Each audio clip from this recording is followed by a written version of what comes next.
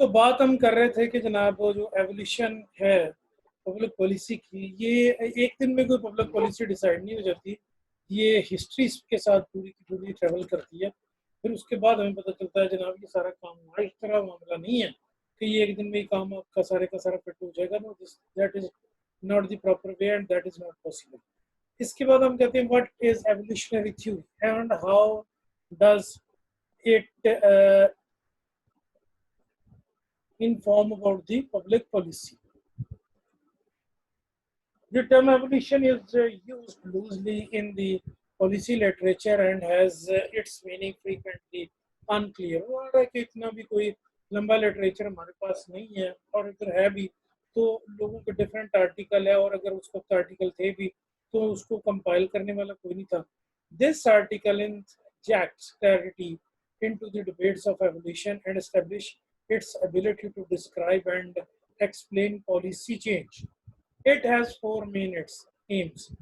First, it identifies the explicit and implicit uses of evolutionary theory in the policy study. Second, it considers how much accounts relates to each other and the wider literature on public policy. Third, it identifies the causal mechanism involving the evolutionary accounts. And finally, it considers how to translate abstract theory into more concrete sets of methods and plans of empirical research. एक layman को ये बात समझाने के लिए कि जनाब ये पब्लिक पॉलिसी हमारी वेलफेयर की है, ये पब्लिक पॉलिसी हमारी वेलफेयर की नहीं है, या ये पब्लिक पॉलिसी होनी चाहिए, या गवर्नमेंट की ये पब्लिक पॉलिसी है, it is a difficult task. लेकिन बहरहाल ये कि अगर ये 4 पॉइंट्स जिसके बारे में उसने बताया कि आप यानी एवोल्यूशनरी थ्योरीज को देखें प्रीवियस स्टडी में कि उन्होंने इसको यूज़ किया या नहीं, और अगर यूज़ किया तो किसके साथ रिलेट किया, और थर्डली जब रिलेट किया तो उसका रिजल्ट क्या निकला, और उसके बाद इससे वो जो रिजल्ट निकला उसी को एब्स्ट्रैक्ट कीजिए ताकि हम उसकी बुनियाद पे कोई स्ट्रॉन्ग मेथड बना सकें. The notion of evolution has intuitive appeal in policy studies and is used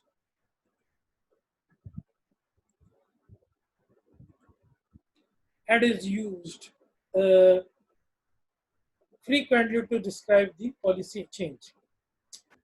Its strongest opponent portray evolutionary theory as the solution to a wide range of unresolved debates on endogenous and exogenous change, the nature of institution, rational choice and norms and structures and agency. इसमें हमारे सामने जो सारा मामला है वो कुछ इस तरह सा है कि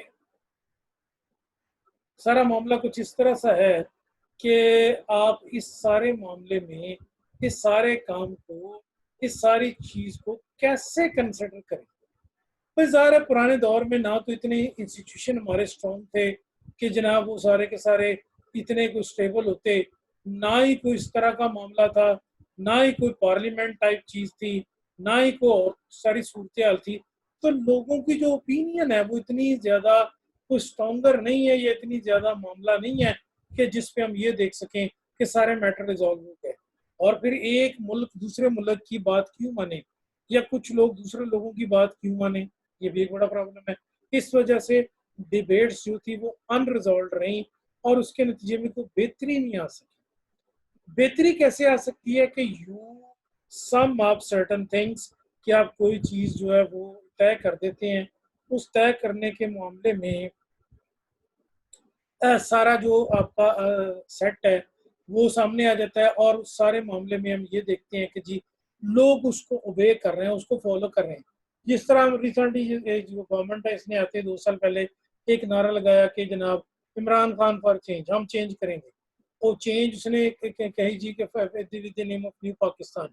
ओ भाई जी न्यू पाकिस्तान तो उसने क्या बनाना था, उसने पुराने पाकिस्तान का भी रगड़ा निकाल के रख दिया कि. और उसके बाद कुछ ये जो एंडेमिक आ गई हैं, नेचर क्लेमिटीज आ गई हैं, उसकी वजह से भी प्रॉब्लम हुआ है. अब हमारे लिए तो वो हमारा जो था ग्रोथ रेट जो पहले 5.8 था कुछ साल पहले, फिर पिछले साल 2.4 रहा, अब नेगेटिव -0.4 हो गया, माइनस में चला गया. यानी इंडस्ट्री मुल्क में बंद होनी शुरू हो गई है, बंद हो गई है. नई तो क्या लगनी थी, और उसमें और बहुत सारा प्रॉब्लम आ गया। तो किसमें केला हम के गवर्नमेंट को आप या मौजूदा गवर्नमेंट को इसका ब्लेम करते हैं? नहीं, इसका मौजूदा गवर्नमेंट को ब्लेम नहीं करते।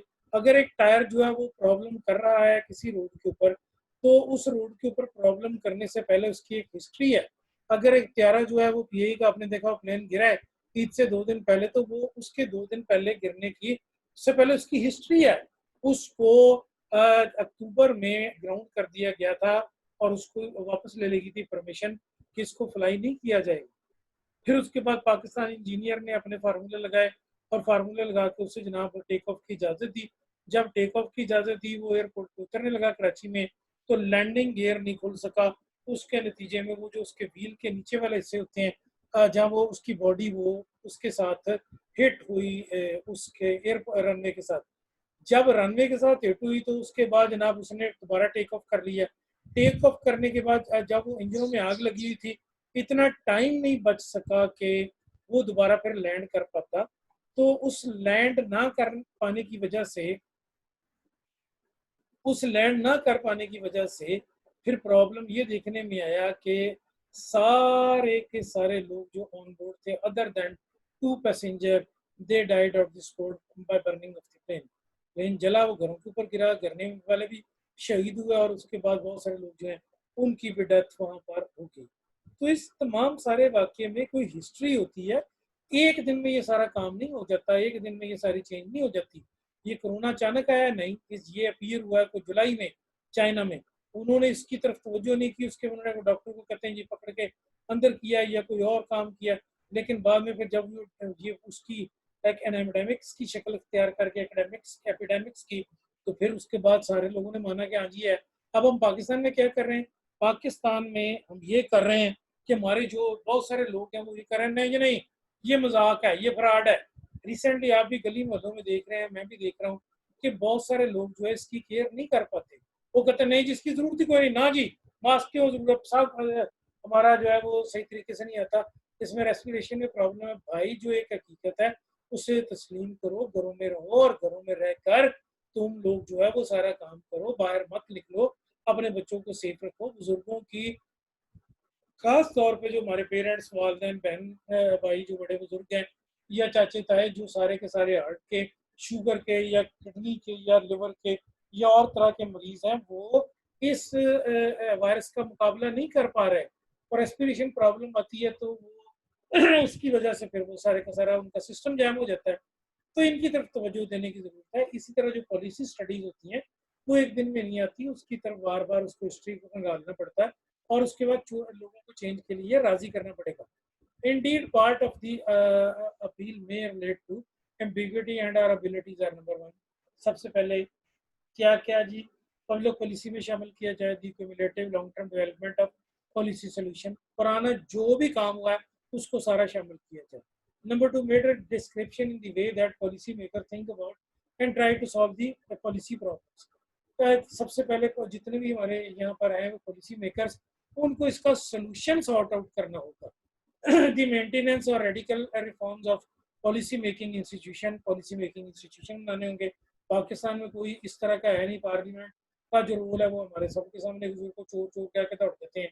Emergent behaviour with in the complex system, जो कॉम्प्लेक्स सिस्टम हमारा है उसमें कुछ बेहतर टाइप बिहेवियर ऑप्ट करने की जरूरत है। The trial and error strategy adopted by the actors, actor से मुराद फिल्म एक्टर नहीं है, एक्टर से मुराद है जनाब सारे हमारे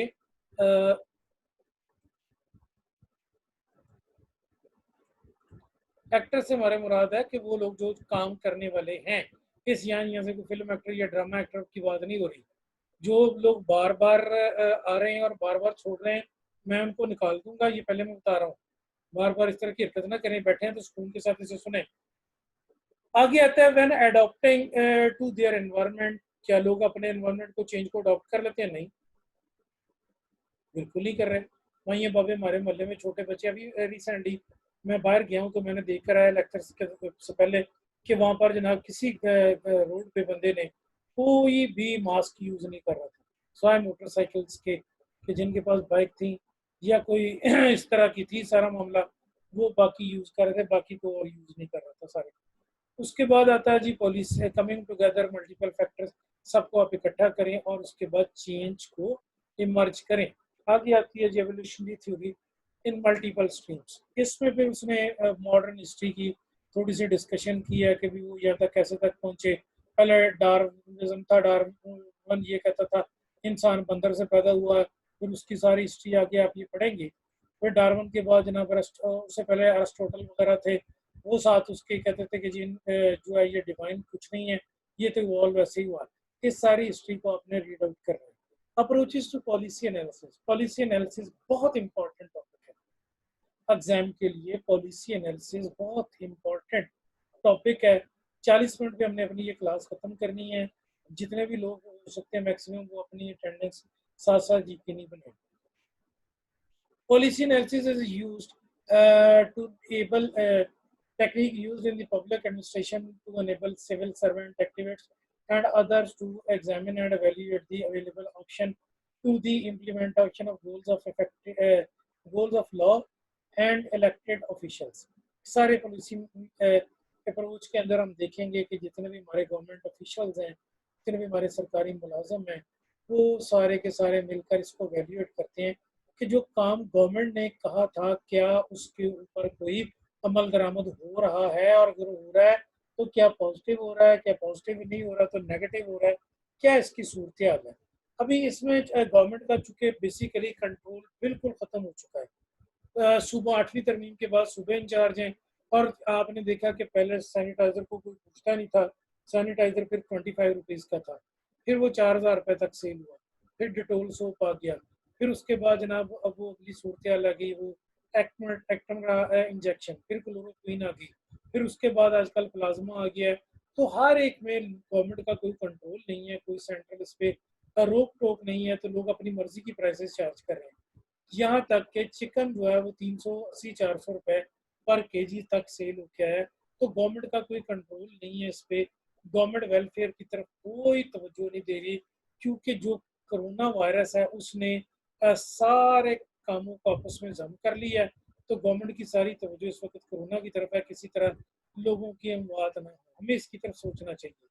आगे आता है मेथोडोलॉजी ऑफ पब्लिक पॉलिसी।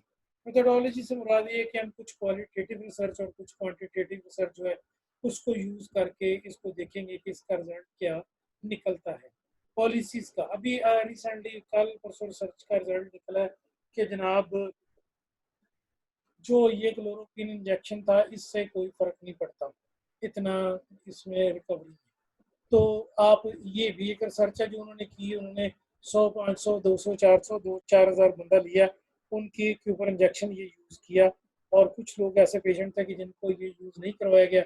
दोनों में देखा गया तो उनकी जो डिफेंस यानी जिसे हम कहते हैं इम्यूनिटी, वो उतनी ही की थी, उसमें कोई चेंज नहीं आ सकी, तो बेहतरी नहीं आ सकी। तो इसकी तरफ हमें सारे को तरफ तवज्जो देने की जरूरत है। ये सारी मेथोडोलॉजी आपने रीड आउट करनी है। नेक्स्ट आते हैं हमारे पास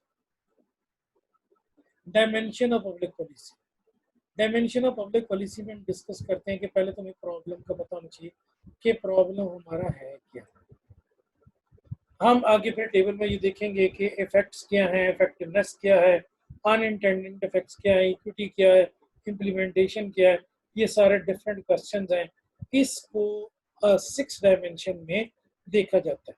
आगे आती है 5E अप्रोच, इफेक्टिवनेस क्या। 5E अप्रोच में ये दूसरी साइड है, वो 6 डायमेंशन इसके अलावा 5E अप्रोच में हम देखते हैं 5 मुख्तलिफ साइडों से कि इफेक्टिवनेस क्या, आपकी जो पब्लिक पॉलिसी है उसकी कोई इफेक्टिवनेस है। गवर्नमेंट ने भी रिसेंटली जो लॉकडाउन किया था उसकी इफेक्टिवनेस थी, जी हाँ थी। दुकानें बंद थी सवाए खाने पीने की, एफिशिएंसी क्या इसकी वजह से कोई जो रिकवरी में एफिशिएंसी आई, जी बिल्कुल आई, क्योंकि रोज के दो तीन पेशेंट जो थे वो एडमिट हो रहे थे, 10-12 पेशेंट एडमिट हो रहे थे। फिर और कल तो 10,000 की हॉरिबल फिगर जो है 9,300 और कुछ की फिगर जो है वो टेस्ट में पॉजिटिव आई है। तो एफिशिएंसी जो है वो अगर आप लॉकडाउन करेंगे तो आपकी एफिशिएंसी ज़्यादा रिकवरी की और सूरत होगी। एथिकल कंसिडरेशन से ये मुराद है कि जो काम आप करने जा रहे हैं क्या वो एथिकली ठीक है। चोर गुजारी जो इस वक्त लगी हुई है इसमें मेडिसिन मार्केट में, लोगों के ज़हन में दाल लगा पॉलिसी जो लगी हुई है, वो दाल लगा पॉलिसी जो है उसके तहत लोग सारे के सारे हम उनको देखते हैं कि भाई वो हमारे लिए प्रॉब्लम क्रिएट कर रहे हैं। एथिक्स नाम की कोई चीज़ नहीं। आगे वैल्यूएशन ऑफ ऑल्टरनेटिव, हमारे पास को ऑल्टरनेटिव क्या हो सकते हैं? हकीमों ने बड़ा दांव कमाया। आपने देखा ये सना मक्खी, वो सऊदी अरब में 1 रुपये किलो और बकरियां खाती हैं इसको, सना मक्खी। अब वो सना मक्खी का काविया कावा किसी ने कह दिया, वो बेसिकली एक पेट साफ करने के लिए होता है। लोग जो हैं वो उसके पीछे पागल हो गए हैं। पहले वो 20 रुपए स्टांग था, यानी 250 रुपए किलो। फिर उसके बाद जनाब वो चंद दिन में पहले दुकान पे गया किसी काम से, तो मुझे बता रहा था कि 4,000 रुपए किलो, 5,000 रुपए किलो लोग खरीद के उसको यूज कर रहे हैं। और पाकिस्तानी कौम ऐसी है कि अगर हम इसको कह दें कि जनाब के बूढ़ के दरख्त में शिफा है, तो सारे बूढ़ के दरख्त इन्होंने बाल के खा लेंगे। कि कोई साइंस की जो तरफ जी है तो जी है, उसकी तरफ हमारी कौम ने तवज्जो इसकी तरफ कोई नहीं दी। अब ना फिर उसके बाद 5E में हम आगे देखते हैं। 5E में नेक्स्ट क्या है? 5E में हम देखते हैं establishment of recommended positive change. फिर हम देखते हैं कि जनाब ये चेंज हम रिकमेंड करते हैं, ये पॉलिसी चेंज की जाए या ये ठीक है, रिप्लेस की जाए या रिमूव की जाए। जैसे गवर्नमेंट ने भी रिसेंटली पॉलिसी एहसास प्रोग्राम 12,000 रुपये वाली शुरू की थी, तो उसका बेहतर रिजल्ट निकला। जो जो लोगों ने अप्लाई किया सब लोगों को कमोबेश 12,000 रुपये 3 महीनों के लिए मिल गए। तो अब ये कंटिन्यू चाह रहे हैं कि ये बड़ी ईद तक जो है वो ईद कुर्बान तक इसको कंटिन्यू करें। आगे आता है हमारे पास एजेंडा सेटिंग। एजेंडा सेटिंग क्या होता है? ये पिछले टॉपिक में भी मैंने आपके साथ डिस्कस किया था कि इसकी तरफ आपने तवज्जो देनी है, इसको तवज्जो देकर आपने सब को देखना है।